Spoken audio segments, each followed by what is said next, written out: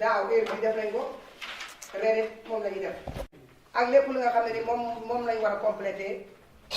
orienté budget bi ñu taxawal budget bi di ñëw yaakaar naa sant ñëpp maar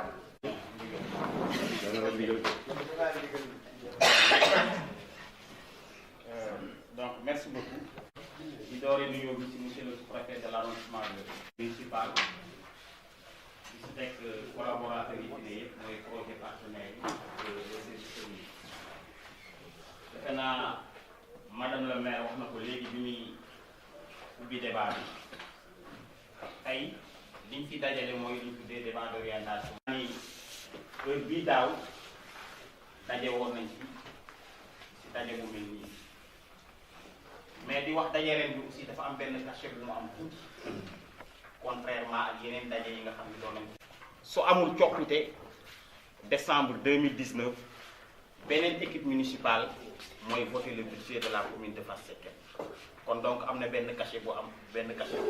boo xam ni moom moo mandargaal débat d'orientation débat bi nag comme ni ko madame le maire waxee niñ ko daa defee lañ koy defee si wàllu développement commune Fass Cekkeen dañ si waxtaan ak yéen génnal leen li nga xam ni moom la le conseil municipal proposé commission yi biñ dajee ak li nga xam ni tëggoon nañ ko fi at yi yëpp depuis 2014 budgétaire loolooy njariñam parce que mooy benn occasion la population bi am bu dul conseiller pour mu prononcer wu si budget collectivité locale mooy si débat d'orientation budgétaire suñ fi jógee fii ak weer dinañ fi daje voter le budget te su boobaa suñuy voter le budget naam public bi askan wi mën nañoo ñëw teew mais askan wi amuñu kàddu si budget bi 46 conseillers yi ñu fal yépp ñoom ñoo am kàddu si budget bi kon donc yéen ñi nga xam ne doo leen conseiller te ngeen bokk si biir gox bi te gox bi yitteel leen tey occasion tey rek ngeen mën a am pour mën a joxe seen point de vue si projet de budget bi nga xam ne moom la ñuy jël parce que nag soo xoolee législateur bi ki nga xam ne moom moo defar texte bi li tax mu wax loolu waxul ni débat nii lañ koy defee tey da ngay dem dans certaines collectivités territoriales conseillers yi rek ñoom ñooy def débat d'orientation parce que texte bi waxul réellement nan la ñuy defee nan la ñuy defee débat mais liñ ci bëgg mooy ñu daal di associer askan moo tax su ñuy amal débat d'orientation budgétaire ñu woo conseils yi woo OCB yi woo service technique yi ak ñépp ñi nga xam ne dañuy jàppale commune bi ci développement commune kon donc ñu xamee ko noonu te débat bi aussi yoon moo ko wax yoon moom moo ni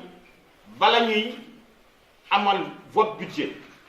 war nañ am lu ñu tuddee débat d'orientation budgétaire weer bala ñoo vote budget war nañoo amal débat d'orientation budgétaire yoon moo ko wax commune bu voté wul budget bu voté budget bi te defoo débat d'orientation budget bi autorité administrative sax warul la xaar ba boobaa muy apprécié kon donc c'est une obligation pour ñuy def débat d'orientation budgétaire débat bi nag ci ñaari anam lañ koy defee wax naa leen ko léegi nee naa leen depuis 2014 ba 2018 am na loo xam ni commune bi sumboon na ko ak askan wi am na loo xam ni commune bi bëggoon na koo def pour askan wax leen lan la fi commune bi def li nga xam ni defu ko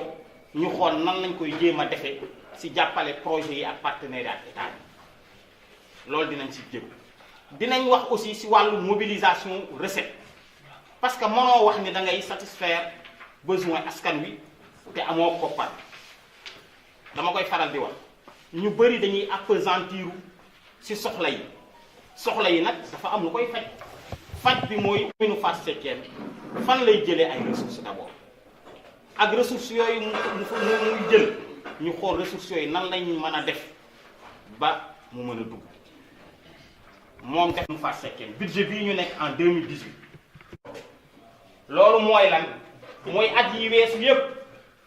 soo leen doxalee seen budget ba le 31 décembre dafa am lu fay des dañ koy reporter ci budget bii di ñëw mais yéen macha allah seen report baax na parce que soo xoolee à la date bii ñu toll nii seen report mu ngi nekkoon 6 939 912 te tey man leer na ma ni am na ay collectivités territoriales yoo xam ni seen résultat fonctionnement reporté dañuy dafa déficitaire mais yàlla def na ni yéen am ngeen 6 933 912 boo xam ni moom ngeen dooree woon seen budget 2018 loolu lu fi ne la bokkatul xayma bi bokkatul xayma mooy prévision léegi ñu yéen daaw bi ngeen di voté budget bi waxoon ngeen ni di ngeen frais de bornage di ngeen ko recouvrer mu nekkoon à hauteur de 1 million 050 000 parce que da ngeen a projeté woon peut-être ay lotissement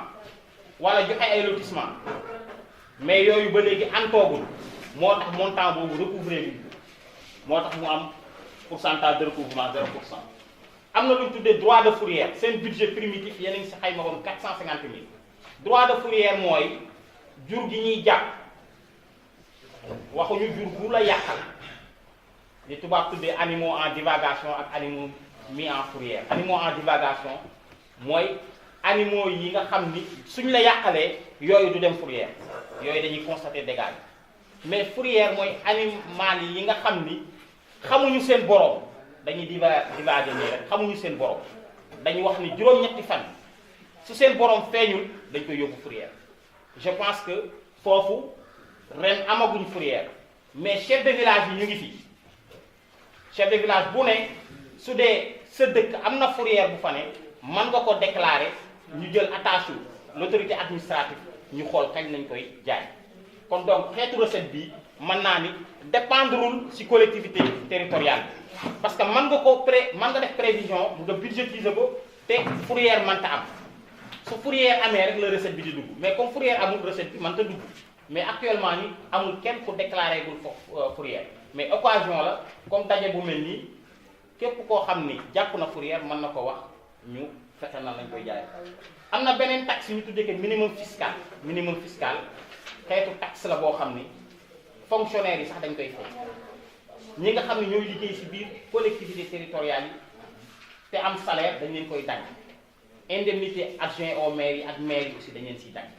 loolu lañ xayma woon 78 000 mais ñu ngi nekk à hauteur de 48 800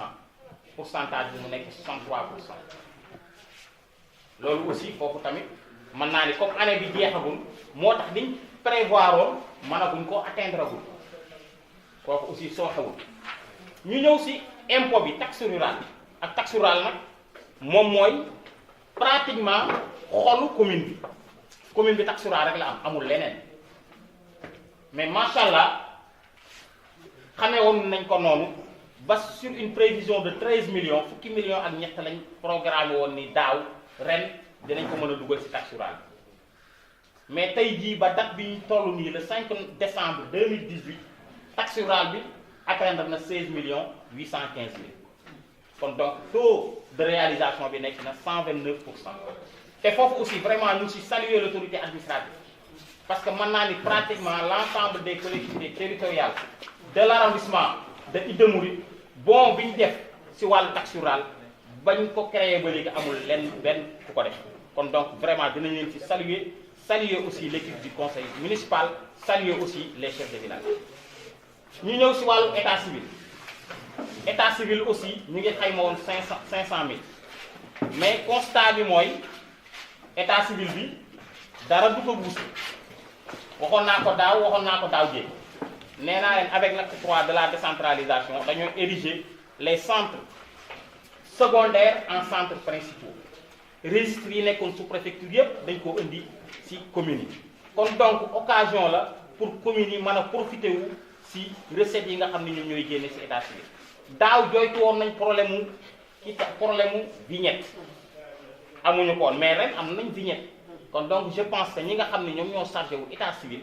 suñu ëgsee fii war nañ ci prononcé wu xool ba xam lu tax recette bi dugg.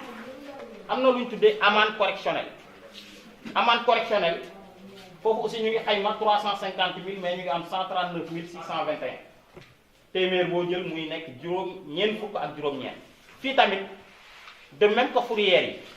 fii suñ sañoon amende du am parce que amende mooy lan tey jii eaux et forêts su la jàppee ngay taal daay wala nga yàq àll bi dalay amende su la amendee téeméer bu ne juróom-ñaar fukki lay dugg ci caisse collectivité locale li ci des agent verbalisateur bi moom moo ko moom. su dee gendarmerie da laa jàpp 60% ci territoire bi su ci amandé par exemple chauffeur buy def infraction wala ainsi de suite 60% day dem ci keesu commune bi 40% dem seen caisse. Tribunaux yi aussi la même chose kon donc foofu suñu sañoon amende boobu du dugg waaw moo tax ñu prévoir woon 350 000 mais am nañ ci 139 621. patente def naa dinañ ci ñëwaat patente mooy li bitig yi fay wala professionnels yi ainsi de suite 100 000 mais dugaluñ ci dara ODP aussi la même chose. recette imprévue aussi xeetu taxe la boo xam ne mën na ñëw comme mën na bañ a ñëw kooku aussi dépendre aussi collectivité territoriale bi. am na lu ñu tuddee aussi fonds de dotation de la décentralisation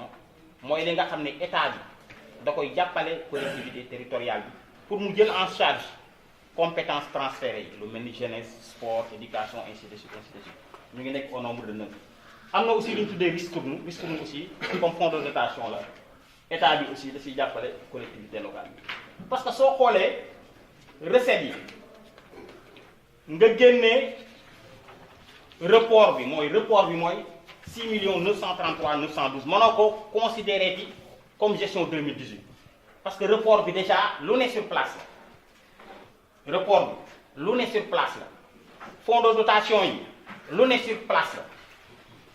fan la ñuy mën a xamee capacité mobilisation ressources pour commune bi soo génnee report yi génnee risque li nga xam ne moom lay def moo nekkoon xayma bi. te 17 millions yi li ko composé moo nekkoon frais de bornage yi droit de fourrière bi taxe rurale bi état civil amende patente ODP ristourne bokkul fonds de dotation bokkul report bokkul lii mooy recettes yi nga xam ne moom lañ xayma woon ni dinañ ko dugal ci biir commune mooy recette propre de l'année hors transfert ci xayma bi ñu ngi ko xayma woon 15 903 mais ñu dugal 17 421. Sur une prévision de 15 903 000, nous avons 17 421, soit un pourcentage de 107%. Taux de recouvrement bu baax la maanaam c'est invité dugub moo tax jàngat boobu lañ ciy def lii mooy li nga xam ni moom mooy la situation de la jeunesse culture et sport foofu aussi chaque année commune bi day subventionner les ASC ak aussi la participation de la collectivité à la semaine départementale de la jeunesse ak aussi la construction en cours du stade municipal de la commune de Fass Cekkeen defe naa ni daaw bi ñu fi dajee nekkoon na seen mébét parce que dañu waxoon ni seen mandat bi bëggul mu jeex te stade municipal bi clôturé wu te je pense que ku fa jaar xam ne les travaux sont en cours d'exécution. Si wàllu santé il faut aussi ñu souligner aussi dotation bi nga xam ni collectivité locale bi mu ngi koy jox aussi les postes de santé muy en médicaments en carburant et en produits d'entretien pour les 2 postes de santé muy le poste de Minem et celui de Fass Cekkeen ak renouvellement de 250 personnes si programme UDAM bi. Si wàllu promotion du DEL li ñu tuddee le développement économique local foofu aussi commune bi débloqué na 3 millions si 6 millions yu mu war a débloqué parce que convention bi nga xam ne dañ ko signé avec AIFR si benn programme mu tuddee NUCAP pour jàppale commune bi surtout si wàllu yokkute si volet AGR defe naa ne am na ay groupement yu bëri yoo xam ni commencé nañu gis waa AIFR ñuy def descente seen dëkk yooyu dañu signé benn convention comme quoi que ni convention bi c'est entre AIFR ak collectivité territoriale bi AIFR NUCAP état du Sénégal moom moo ko indi fii dans le département pour ñu jàppale les collectivités locales surtout si wàllu vélo élevage dañu am benn contribution boo xam ne dañ ko war a def commune bi day indi état indi commune bi nag moom dafa wax ni moom dina joxe 6 millions mais première année bi 3 millions yi déjà duggagul na maire waxoon na ni moom mooy compléter les autres 3 millions 3 millions yooyu defe naa ni versé nañ ko au niveau du trésor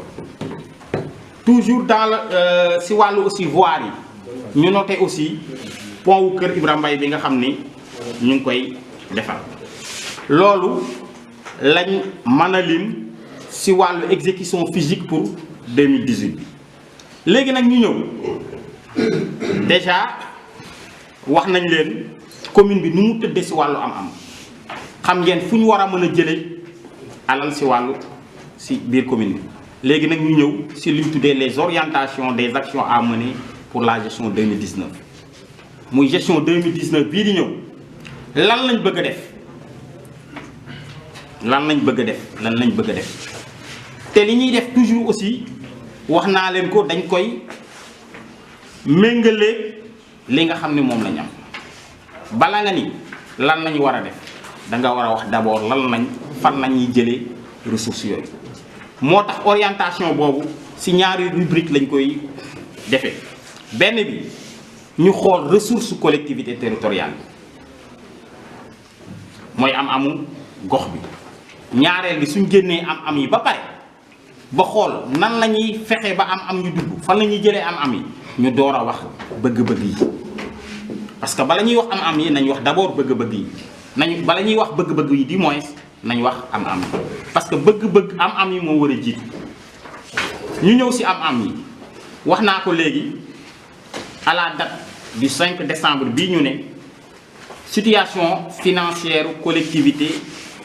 territoriale bi parce que nekkatuñu léegi étape budget parce que budget prévision la c'est prévisionnel léegi ñu ngi ci étape réalisation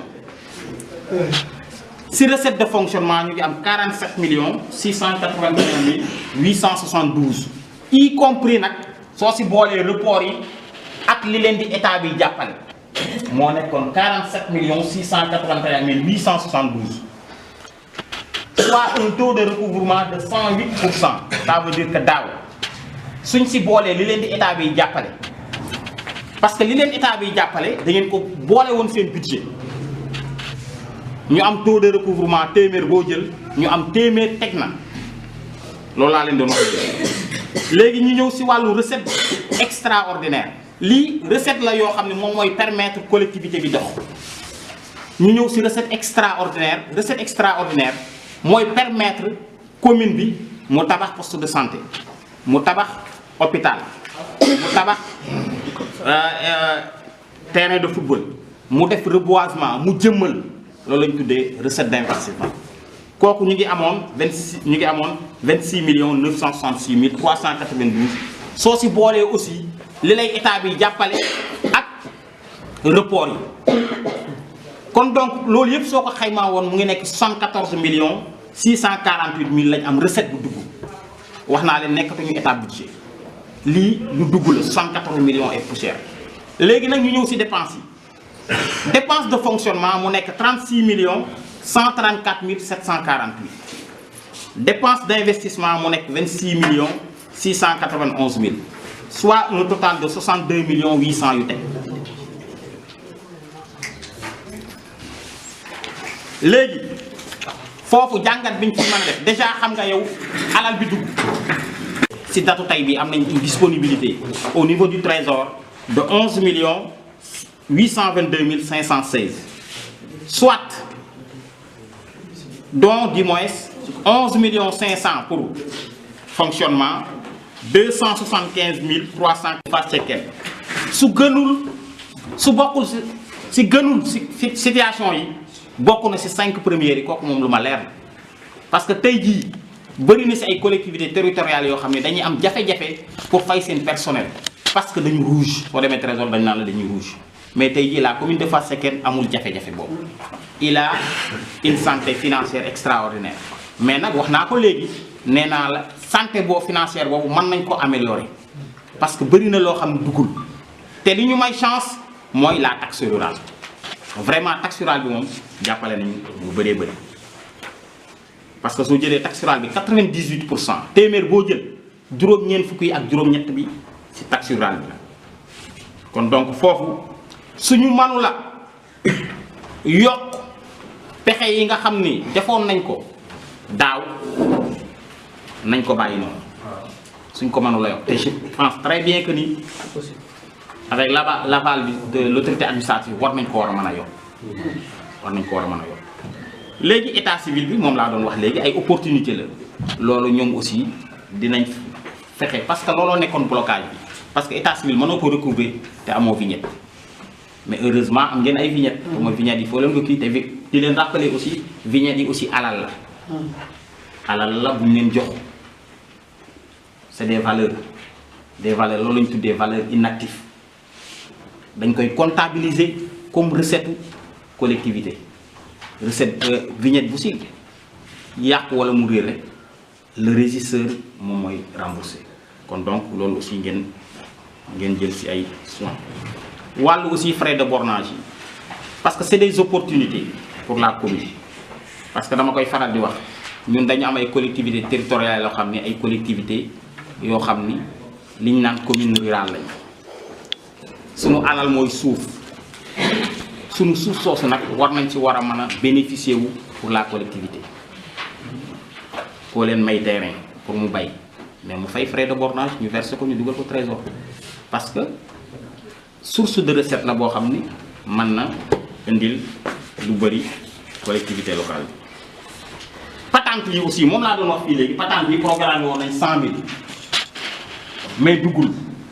mais nag am na ay espoir si wàllu patente yi parce que état bi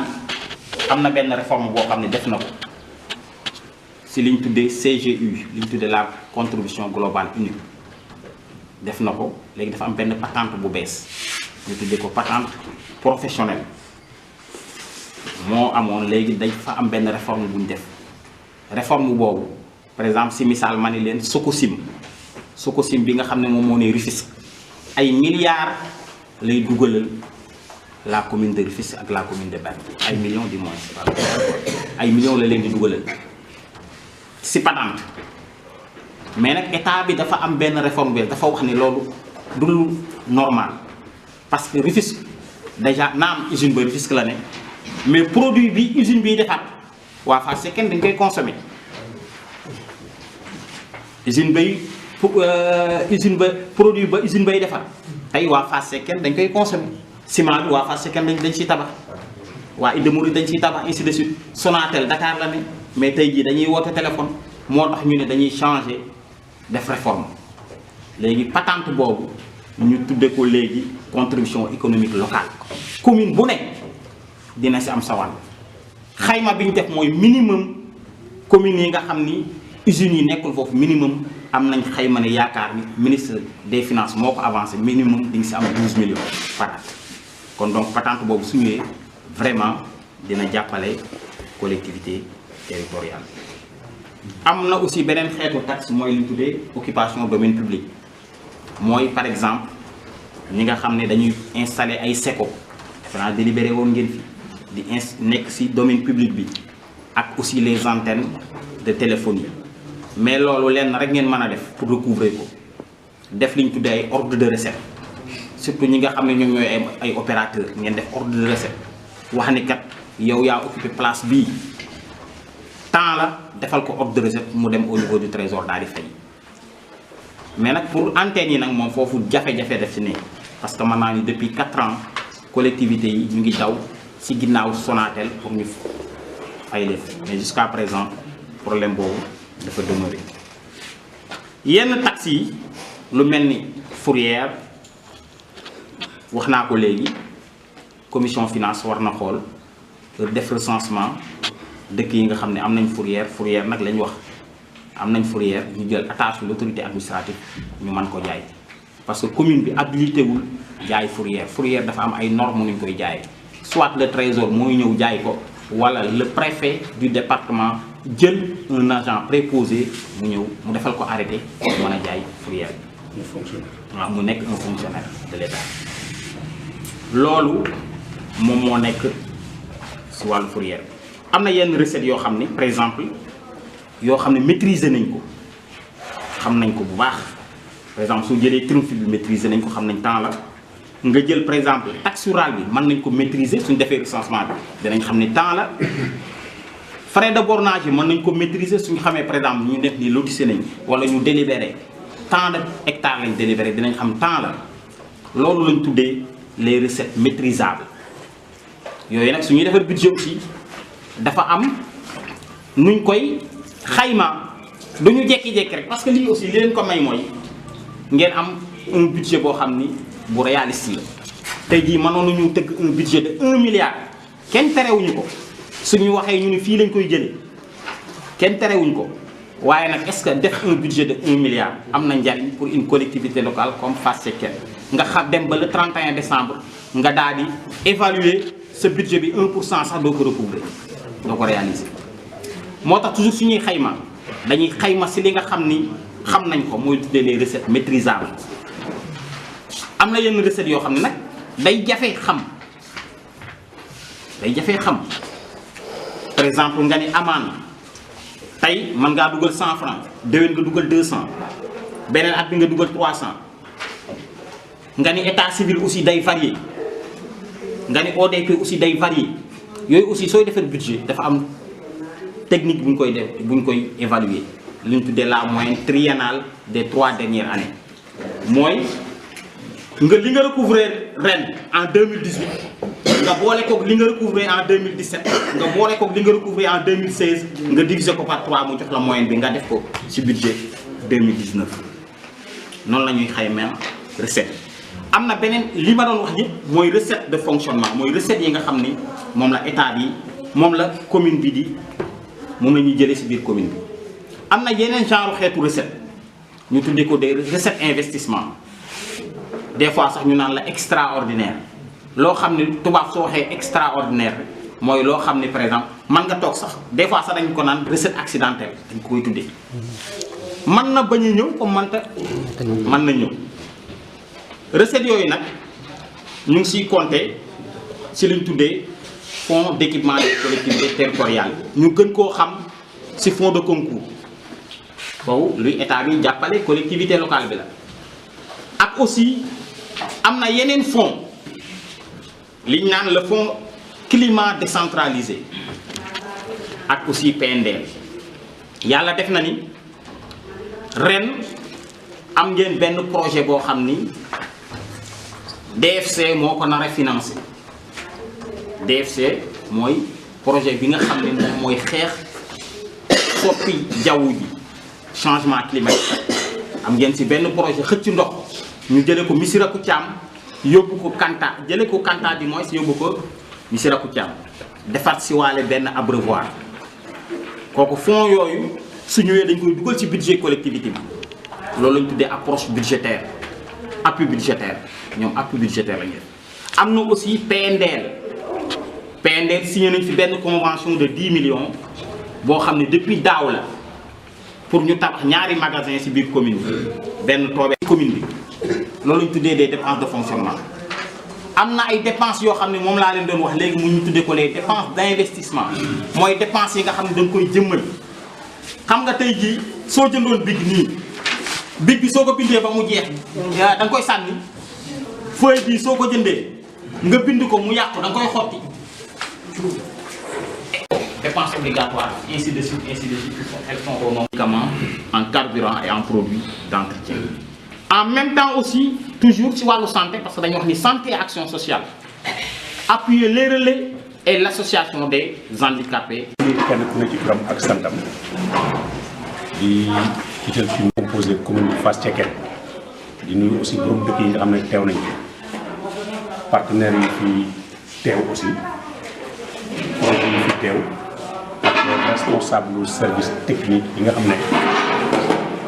ñoom ñoo fi teewal bu dee éducation ñoom ñoo ko fi teewal bu dee santé aussi ñoom ñoo ko fi teewal vraiment di gërëm ñëpp di sant ñëpp di nuyu ñëpp aussi bàyyiwuñu kenn ñu parce que ñoom seen ndaje rek ñoom seen ndaje rek dañu invité rek